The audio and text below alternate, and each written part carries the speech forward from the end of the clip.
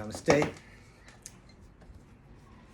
Welcome back to the second part of my reading from the Krishna book, which is a summary compiling of the 10th canto of the Srimad Bhagavatam.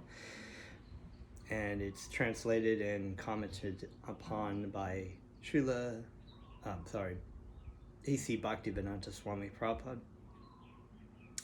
And I am going to just start with some Kirtan with you. In this Kirtan, if you are joining for the first time, you can listen the first time through the mantras that I sing. Take them into your heart and just listen, rest in them. And the second time through, you can sing back, or you can just sit back and relax.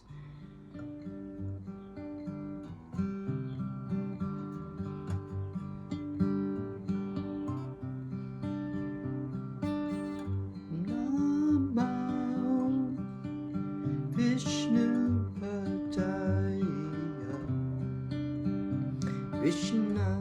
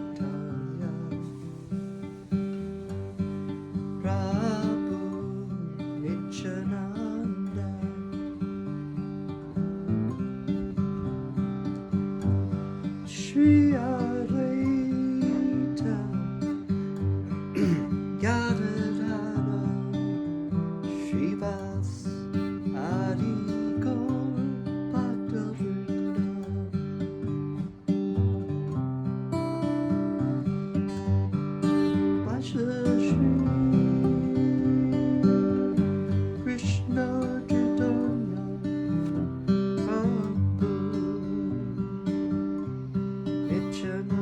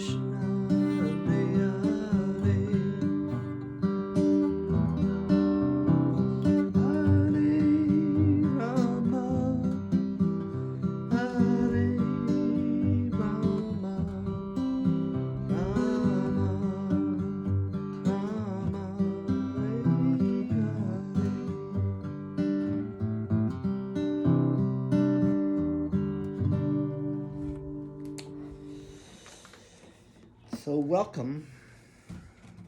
I offer my respects to all of you. Thank you for joining me on here and taking part in this wonderful reading of the Krishna book, translated and commented upon by my spiritual grandfather, ACBhaktivedanta Swami Prabhupada, who so very kindly brought this information, this yogic wisdom, to the Western world.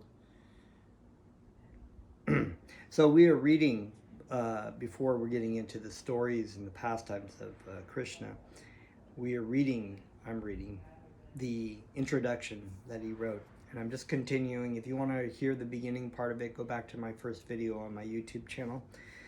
It says Krishna Book Reading 1. So we'll continue. Excuse me, because I don't have my glasses, but I'll just do the best I can. The pastimes of the Lord are generally heard and relished by liberated souls. Those who are conditioned souls are interested in reading fictional stories of the material activities of some common man. Narrations describing the transcendental activities of the Lord are found in Srimad Bhagavatam and other Puranas. But the conditioned souls will prefer to study ordinary narration. So the Puranas in the Vedic tradition were the past histories of the Vedic civilizations going back in time. They are not so interested in studying narrations of the pastimes of the Lord Krishna, and yet the descriptions of the pastimes of Lord Krishna are so attractive that they are relishable for all classes of men. There are 3 classes of men in this world. One class consists of liberated souls. Another class consists of those who are trying to be liberated. And the third consists of materialistic men. Whether one is liberated or is trying to be liberated or is grossly materialistic, the pastimes of the Lord are worth studying. Liberated souls have no interest in materialistic activities. The Impersonalist Theory that after liberation one becomes inactive and needs nothing does not prove that a liberated soul is actually inactive. A living soul cannot be inactive. So just briefly, there is, common, when we talk about impersonalist, the impersonalist theory is what we call Mayavadi yoga. Mayavadi yoga means that basically it's a philosophy that the absolute truth is impersonal, an impersonal void, or everything energy, white light. This is refuted in the Vaishnava theory that the actual absolute truth is Satchidananda Vigraha, eternally blissful, full of knowledge, with a spiritual form. Like ourselves, we also have a spiritual form, but it is minute in portion. This is we can get more into the philosophy as we get into this.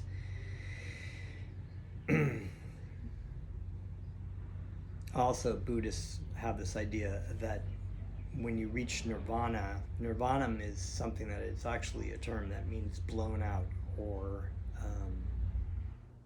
ceased material sense gratification, that is the cease. And in Vedic concepts, the Nirvana is a real concept of coming to a point of absorption in the Supreme, where you are disattached from the external attempt to find happiness through the senses.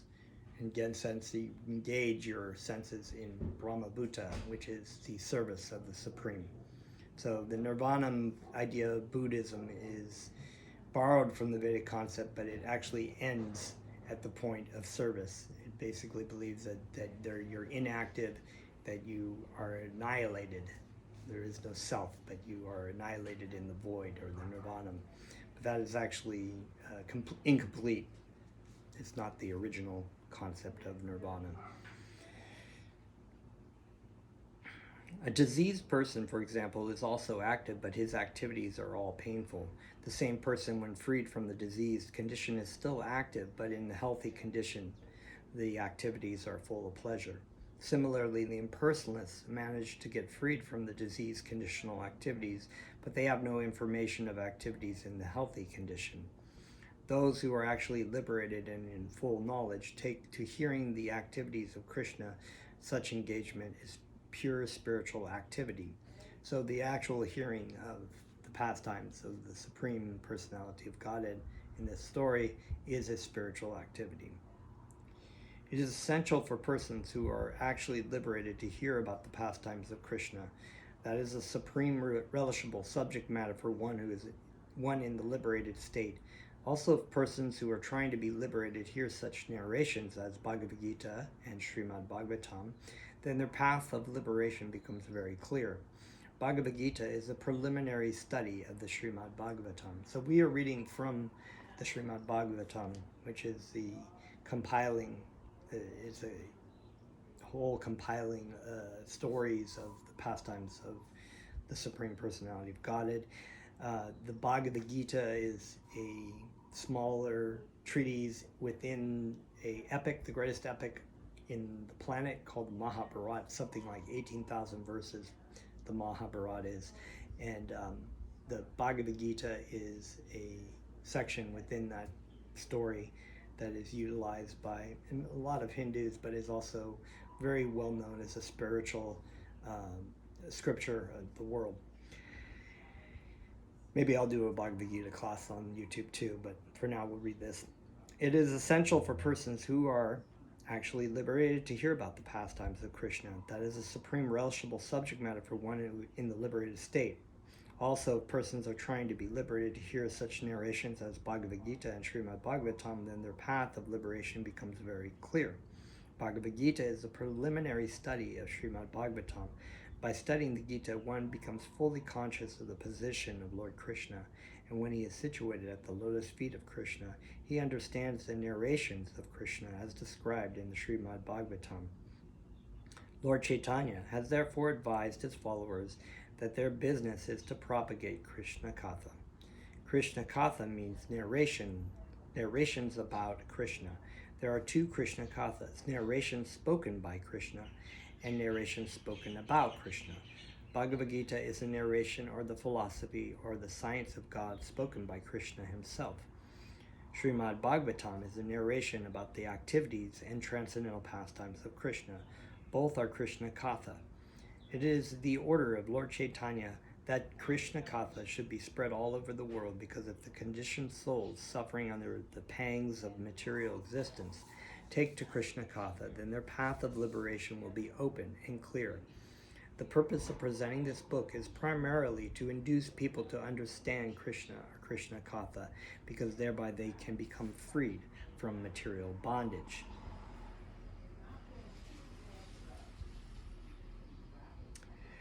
This Krishna Katha will also be very much appealing to the most materialistic persons, because Krishna's pastimes with the gopis, cowherd girls, are exactly like the loving affairs between young girls and boys within this material world. Actually, the sex feeling found in human society is not unnatural, because this same sex feeling is there in the original personality of Godhead. The pleasure potency is called Srimate Radharani. The attraction of loving affairs on the basis of sex feeling is the original feature of the Supreme Personality of Godhead, and we, the conditioned souls, being part and parcel of the Supreme, have such feelings also, but they are experienced within a perverted, minute condition. Therefore, when those who are after sex life in this material world hear about Krishna's pastimes with the gopis, they will relish transcendental pleasure, although it appears to be materialistic. The advantage will be that they will gradually be elevated to the spiritual platform. In the Bhagavatam, it is stated that if one hears the pastimes of Lord Krishna with the gopis from authorities with submission, then he will be promoted to the platform of transcendental loving service to the Lord, and the material disease of lust within his heart will be completely vanquished. In other words, it will counteract the material sex life. Krishna will be appealing to the liberated souls and to persons who are trying to be liberated, as well as to the gross conditioned materialist. According to the statement of Maharaj Parikshit, who heard about Krishna from Shukadeva Goswami. So you find that this is actually the nice thing about the Srimad Bhagavatam, is it's kind of like, and the Mahabharat as well, it's like stories within stories within stories. It's a very multi-layered story and history of different personalities and their engagements. And Maharaj means, Raj means king, Maha means great king, and a Maharaj was actually considered an emperor. They were emperors of the world at one time. Maharaj Parikshit was a king who, because of a curse, through a misunderstanding, he was doomed to die in 7 days. So he wanted to know about spiritual life. He approached a spiritual, self-realized saint named Sukadeva Goswami, who told the Srimad Bhagavatam, or the story, the pastimes of the Supreme Personality of Godhead to him, and discussed it with him, which is the best way of approaching material life, because engaging in one's life in material pursuit is a hopeless and frustrating and ultimately empty pursuit. But engaging in understanding your identity and your purpose in life spiritually is actually a much more fulfilling pursuit. According to the statement of Maharaj Parikshit, who heard about Krishna from Shukadeva Goswami, Krishna Katha is equally applicable to every human being in whatever condition of life he is in. Everyone will appreciate it to the highest magnitude, but Maharaj Parikshit also warned that persons who are simply engaged in killing animals and in killing themselves may not be very much attracted to Krishna Katha.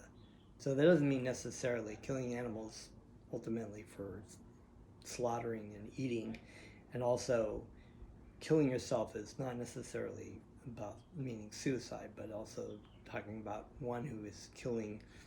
I think there's a statement that I think it was in the Bible or something that said, what profits a man if he gains the whole world but loses his soul? So basically it's almost like killing yourself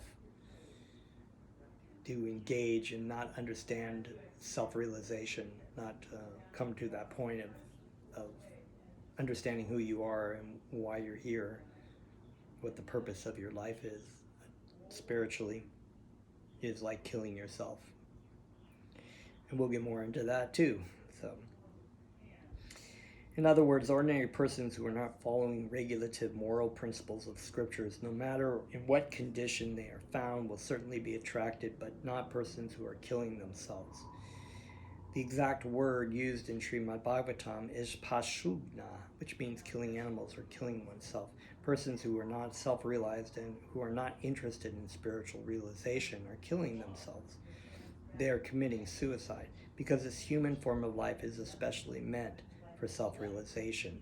By neglecting this important part of his activities, one simply wastes his time like the animals. So there's a whole separate thing about the idea of the transmigration of the soul, that we are not our bodies or not our minds, but we are spiritual entities transmigrating through different bodies. And sometimes we're in the body of animals, and sometimes we're in the body of plants, and sometimes we're in the body of bugs and whatnot, and sometimes we're in the body of humans. But the unique thing about being in a human body is the ability to inquire about spiritual life. It's not like dogs sit around discussing Nietzsche or something, or they're like, well, you know what I think? No, they eat, they sleep, they mate and defend. And that's all they can do because of the type of body, the living entity is in a type of body that's compelled to act in a certain way. Humans also eat, sleep, mate, and defend, but we also have an extra ability to inquire why. Why should I do this? Why am I doing this? What's the purpose of this? So when we engage in just eating, sleeping, mating, defending, we're just, what, as the Bhaktivedanta would say, a polished animal. no different than an animal.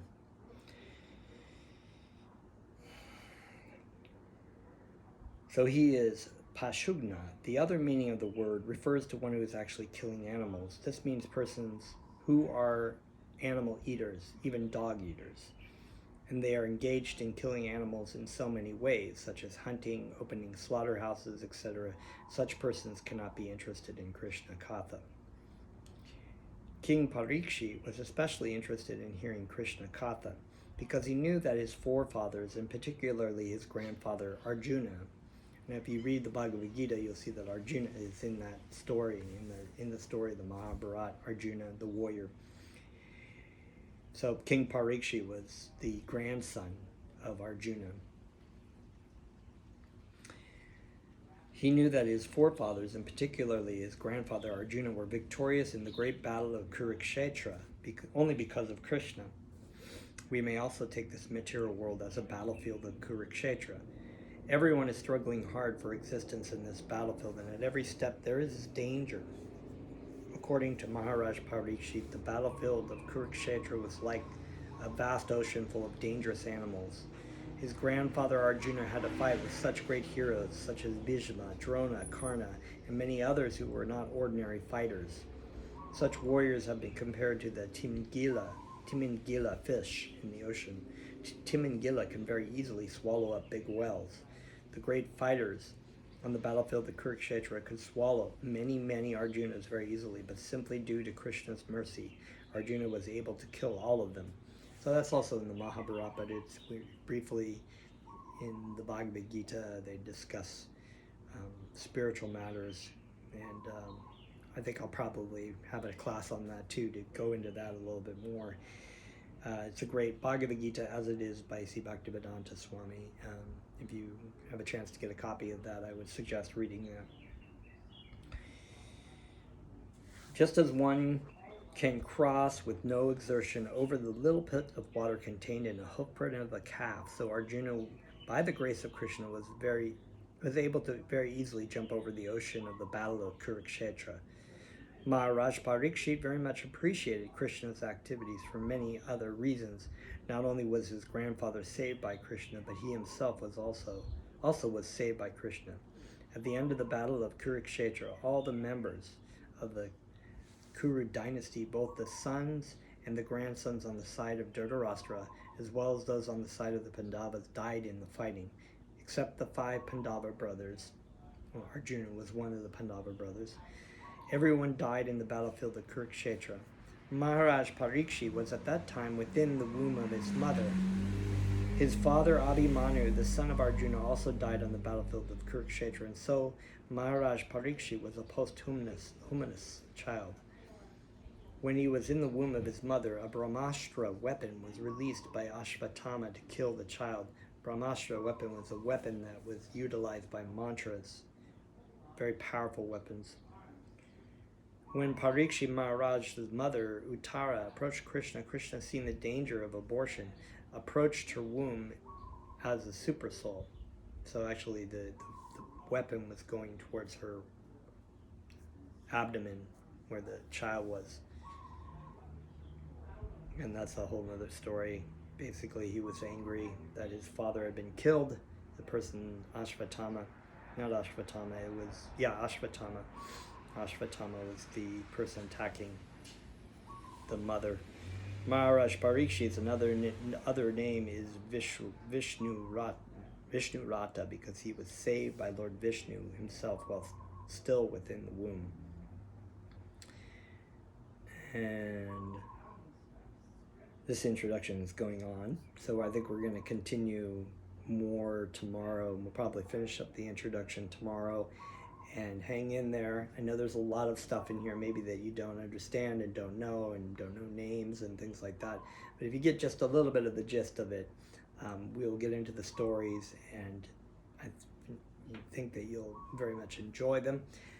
So I'm going to do a little bit more Kirtan right now, and Kirtan is the prime benediction meditation to engage in this age, because it gives a person a taste of happiness that they cannot ever really find, or any satisfaction that they can find by extending their senses into things externally. In other words, I want this thing, I want that girl, I want that boy, I want that money, I want this thing to happen in my life, I want this situation to go this way for me, can be redirected within.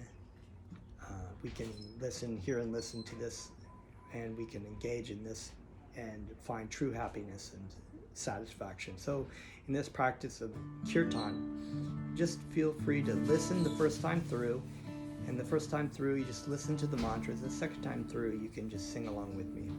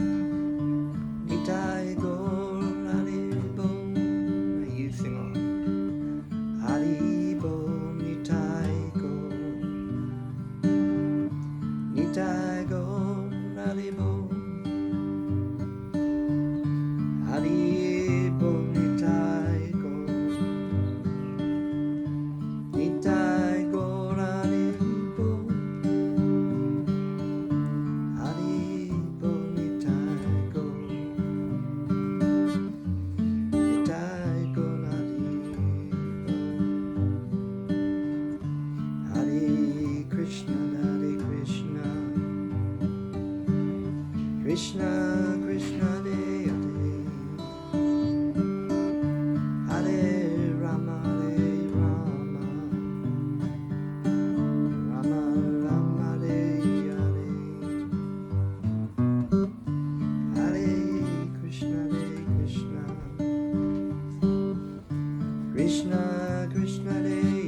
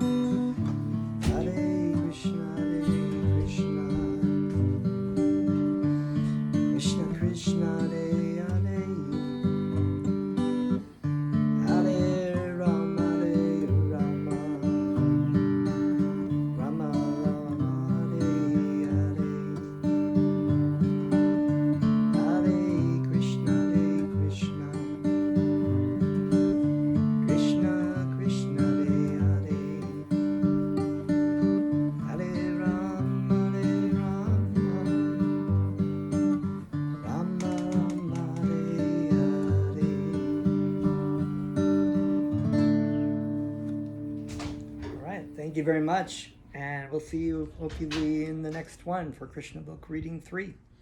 See you tomorrow.